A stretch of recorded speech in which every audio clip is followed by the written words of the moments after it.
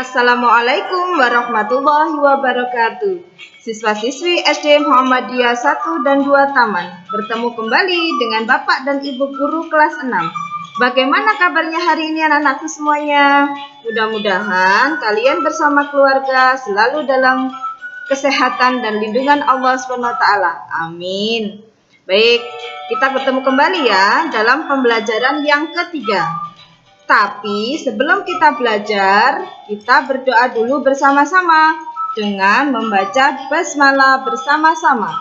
Bismillahirrahmanirrahim. Baik, pada pembelajaran tema 1, subtema 1, pembelajaran ketiga, kita belajar tentang peta pikiran. Apa sih peta pikiran itu? Ada yang tahu tidak ya? Oke, peta pikiran itu adalah suatu cara yang digunakan untuk menemukan informasi dalam suatu bacaan. Tapi tahukah kalian bagaimana cara membuat peta pikiran? Nah, ini Bu Guru tuliskan bagaimana langkah-langkah membuat peta pikiran.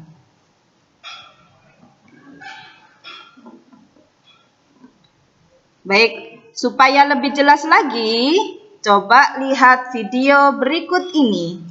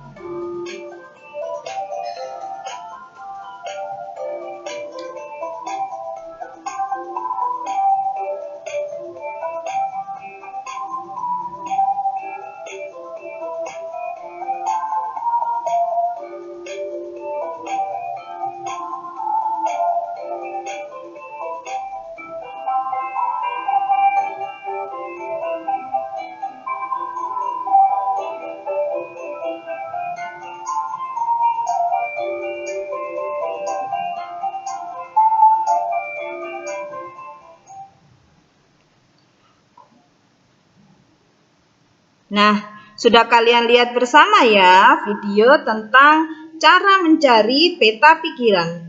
Selanjutnya, untuk membuat peta pikiran tentang sebuah teks, maka kita harus tahu dulu ide pokok dari teks tersebut. Nah, pembelajaran tentang ide pokok itu sudah kalian dapatkan pada waktu di kelas 5. Supaya kalian lebih ingat lagi, coba silahkan kita perhatikan lagi video tentang ide pokok. Bagaimana sih cara menentukan ide pokok itu? Diperhatikan dulu ya videonya.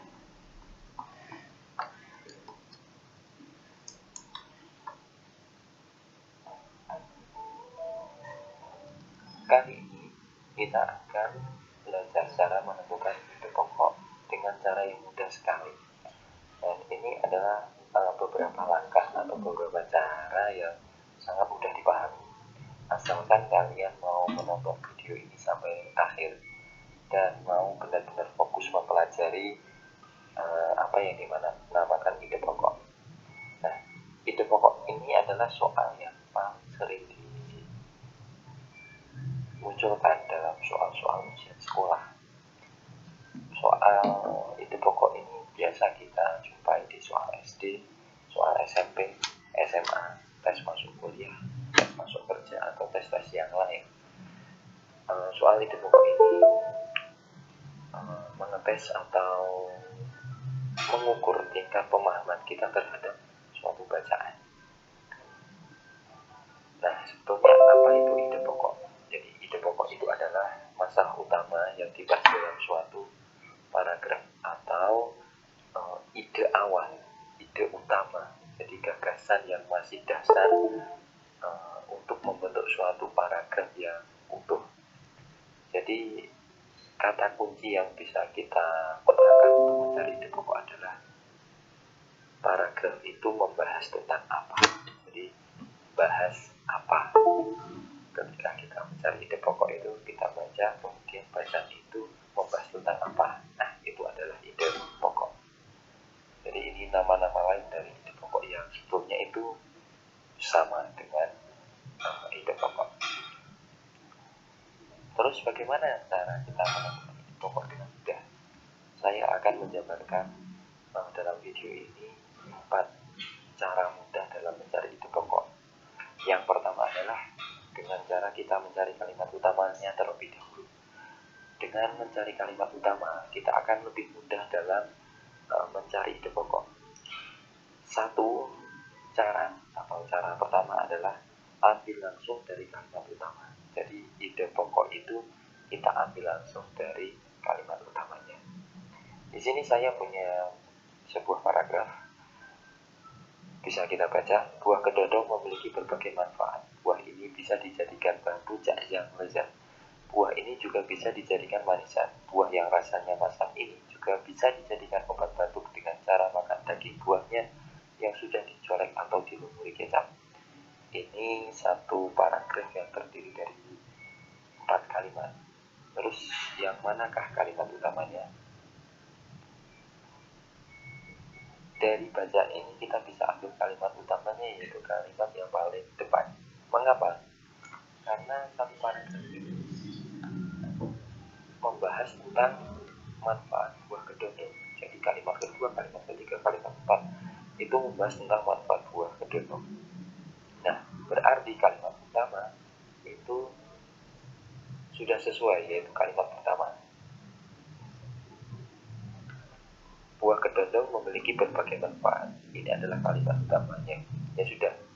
Dari kalimat utamanya yang sudah kita dapatkan ini merupakan ide pokok. Jadi ini merupakan ide pokok. Sehingga kita dapatkan ide pokoknya, yaitu kalimat utamanya tadi, buah kedondong memiliki berbagai manfaat. Ini cara mudah pertama. Cara mudah kedua masih berkaitan dengan kalimat utama, yaitu dengan mengurangi kata dalam kalimat utama. Terkadang kalimat utama itu terlalu panjang, sehingga kita kurang-kurangi, nanti akan menjadi ide pokok. Saya masih menggunakan paragraf yang tadi. Ini kalimat utamanya ada di depan. Kita tinggal menghilangkan salah satu atau 2 kata untuk membuat ide pokok. Dan di sini saya menggunakan kata buah, sehingga kalimat utamanya adalah kedondong memiliki berbagai manfaat. Ini cara mudah kedua. Selanjutnya cara mudah ketiga, yaitu membalik atau menyimpulkan kalimat utama. Setelah kita dapat kalimat utama, kita balik kalimat itu, kita simpulkan kalimat itu sehingga menjadi ide pokok. Contohnya adalah ini, buah kedondong memiliki berbagai manfaat. Kita balik saja sehingga bisa dihasilkan beberapa ide pokok berikut. Yang pertama adalah manfaat buah kedondong. Jadi kan kita tinggal membaliknya. Atau yang kedua, berbagai manfaat buah kedondong. Ini lebih detail karena berbagai itu menyatakan banyak manfaat. Yang ketiga, kegunaan buah kedondong. Pada dasarnya sama, manfaat, kegunaan itu pada dasarnya sama. Kita cari sinonimnya saja. Ada alternatif kata yang lain. Atau yang terakhir adalah khasiat buah kedondong. Itu adalah cara yang ketiga, cara yang cukup mudah untuk kita pahami. Dan terakhir ini adalah cara yang keempat, dengan menyimpulkan isi paragraf. Ini terjadi jika kita mendapati kalimat utama itu kurang mewakili isi dari satu paragraf, itu tetap jadi kalimat utama tapi belum mewakili isi dari satu paragraf. Contohnya adalah paragraf seperti ini. Ini adalah hewan berkaki 4. Hewan ini termasuk herbivora atau pemakan tumbuh-tumbuhan. Dagingnya menjadi komoditas pokok di Indonesia. Saat hari Idul Adha, hewan ini sering dijadikan hewan kurban. Hewan ini adalah sapi. Satu paragraf ini berkata dan kata sapi ada di kalimat terakhir, sehingga bisa dikatakan bahwa kalimat terakhir adalah kalimat utama. Kalimat utama ini kurang mewakili jika ide pokoknya adalah hewan ini adalah sapi. Kurang menyasar pada ide awal, sehingga kita simpulkan saja satu paragraf ini ide pokoknya adalah ya bahas tentang sapi, berarti kita simpulkan satu paragraf itu adalah ciri-ciri sapi atau deskripsi sapi. Nah, itu tadi 4 cara mudah dalam menentukan ide pokok. Semoga cara-cara ini tadi bisa membantu orang-orang dalam menjawab soal ide pokok. Begitu.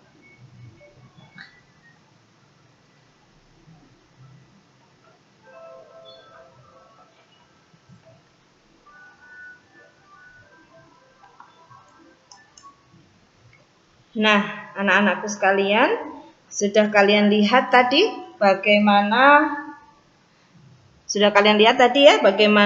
cara menentukan ide pokok. Baik, setelah ini silakan dibuka buku paket kalian halaman 25. Baik, pada buku paket halaman 25 itu adalah tentang bacaan yang berjudul,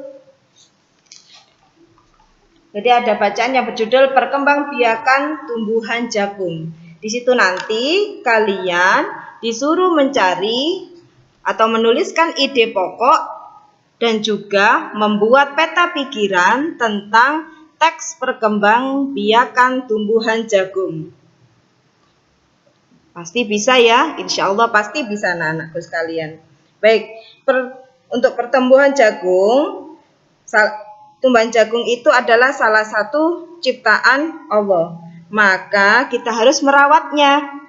Merawat tumbuhan jagung itu salah satu pengamalan Pancasila.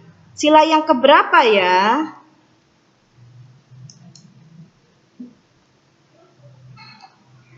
Nah, anak-anakku sekalian, kali ini kita akan belajar tentang pengamalan sila Pancasila. Oke.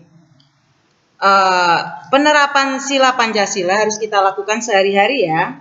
Nah, untuk lebih jelasnya, mari kita lihat video berikut ini.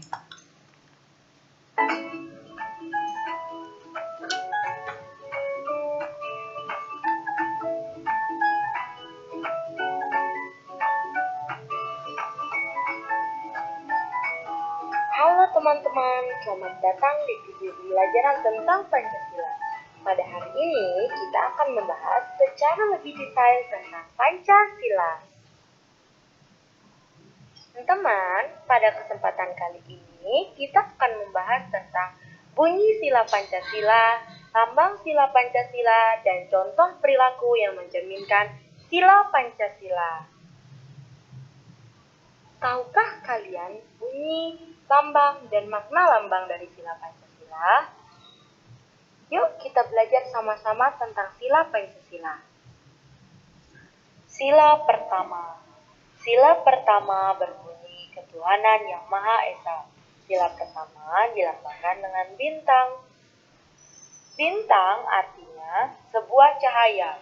Warna emas pada bintang disimbolkan sebagai cahaya dari Tuhan yang Maha Esa, yang diyakini oleh seluruh rakyat Indonesia. Bintang memiliki 5 sudut yang menggambarkan 5 agama yang ada di Indonesia. Contoh perilaku yang mencerminkan sila pertama Pancasila adalah 1. Berbakti kepada kedua orang tua. 2. Sholat 5 waktu bagi agama Islam dan trisandia bagi agama Hindu. 3. Berdoa sebelum dan sesudah makan. Berikut adalah contoh-contoh gambar terkait pengamalan sila pertama Pancasila. Sila kedua berbunyi kemanusiaan yang adil dan beradab.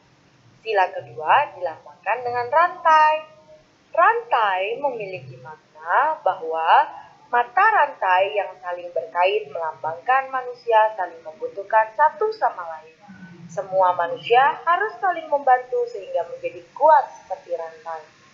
Rantai berbentuk persegi melambangkan laki-laki, rantai berbentuk lingkaran melambangkan perempuan. Contoh perilaku yang mencerminkan sila kedua Pancasila adalah 1. Merapikan tempat tidur, 2. Bermain bersama adik atau kakak, 3. Membantu ibu membersihkan rumah, dan 4. Menyirami tanaman pada pagi hari dan sore hari. Berikut adalah beberapa gambar terkait dengan contoh pengamalan sila kedua Pancasila.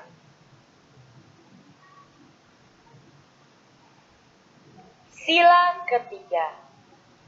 Sila ketiga berbunyi Persatuan Indonesia. Sila ketiga dilambangkan dengan pohon beringin. Apakah teman-teman mengetahui makna dari pohon beringin? Makna dari pohon beringin ialah pohon beringin merupakan pohon yang besar, memiliki sulur dan akar yang menjalar kemana-mana. Pohon beringin merupakan simbol untuk negara Indonesia. Sulur dan akarnya menjadi simbol keragaman bangsa. Meskipun berbeda-beda tetapi tetap satu jua. Contoh perilaku yang mencerminkan sila ketiga Pancasila adalah 1. Hidup rukun, 2. Mengutamakan kepentingan keluarga, 3. Tidak memaksakan kehendak, 4. Saling menyayangi dan menghargai antara satu dengan yang lain. Berikut adalah contoh gambar terkait dengan pengamalan sila ketiga Pancasila. Sila keempat. Sila keempat berbunyi kerakyatan yang dipimpin oleh hikmat kebijaksanaan dalam permusyawaratan perwakilan. Apakah kalian mengetahui lambang dari sila keempat Pancasila? Lambang dari sila keempat Pancasila adalah kepala banteng.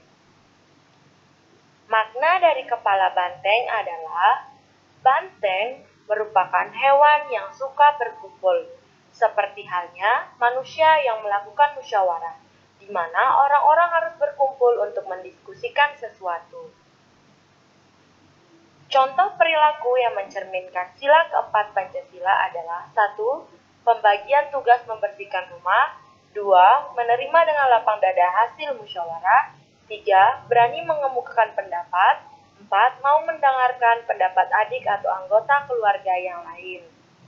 Berikut adalah beberapa contoh gambar terkait pengamalan sila keempat Pancasila. Sila kelima. Apakah teman-teman sudah mengetahui bunyi dari sila kelima Pancasila? Sila kelima Pancasila berbunyi keadilan sosial bagi seluruh rakyat Indonesia. Sila kelima dilambangkan dengan padi dan kapas. Makna padi dan kapas ialah padi dan kapas merupakan kebutuhan dasar setiap manusia, yakni pangan dan sandang yang merupakan syarat utama untuk mencapai kemakmuran. Contoh perilaku yang mencerminkan sila kelima Pancasila adalah 1. Menabung, 2. Membagi waktu untuk belajar, bermain, dan membantu orang tua, 3. Berbagi makanan dengan adik atau kakak. Berikut adalah contoh-contoh gambar terkait dengan pengamalan sila kelima Pancasila.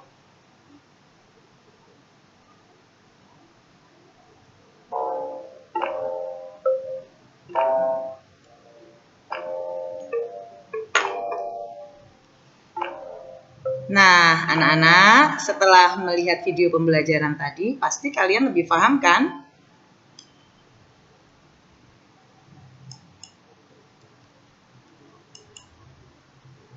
Oke.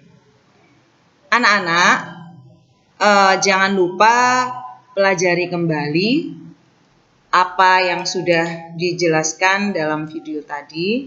Terima kasih sudah mengikuti pembelajaran hari ini, semoga bermanfaat.